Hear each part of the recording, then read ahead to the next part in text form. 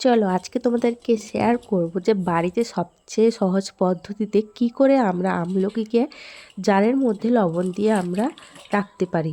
তো প্রথমেই আমি এখানে নিয়ে নিয়েছি 1 কিলো আমলকি, যেটা একবারে জলে পরিষ্কারভাবে ধুয়ে নিচ্ছি যাতে আমলকিতে থাকা কোনো বালি না থাকে।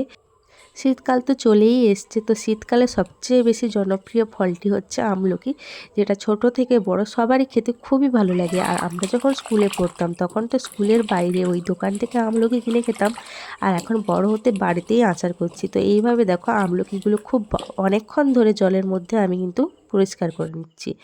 তারপরে এখানে আমি গ্যাসের ওপর একটা পাত্রে জল গরম করতে দিয়েছি 5 মিনিটের জন্য। তো জলটা 5 মিনিট গরম হয়ে গেলে তারপর কিন্তু আমরা একেবারে রুম টেম্পারেচারে ঠান্ডা করে নেব। তো এখানে আমি কয়েকটা কাঁচা লঙ্কা চিড়ে রেখেছি আর একটা কাঁচের জারকে ভালো করে ধুয়ে কিন্তু শুকিয়ে নিয়েছি। তো এরপর ধুয়ে রাখা আমলকিগুলোকে আমি একের পর এক জারে ঢালতে থাকবো। তো আমি যেভাবে করলাম তোমরা এই পদ্ধতিতে করতে পারো।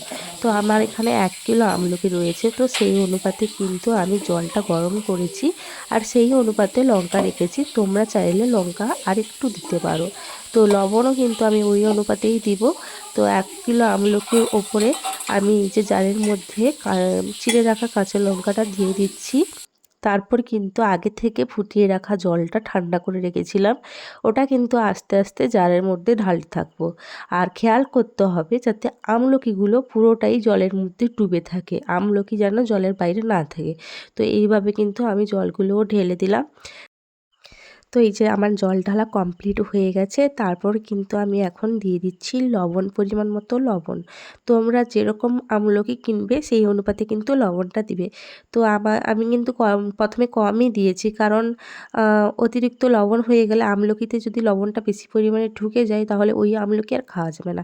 লবণ একটু কম হলে পরে আবার দেওয়া যাবে। তো এইভাবে আমি লবণ দিয়ে দিয়েছি, তারপর ঢাকনা দিয়ে আমি কিন্তু রোদে দিয়ে দেবো।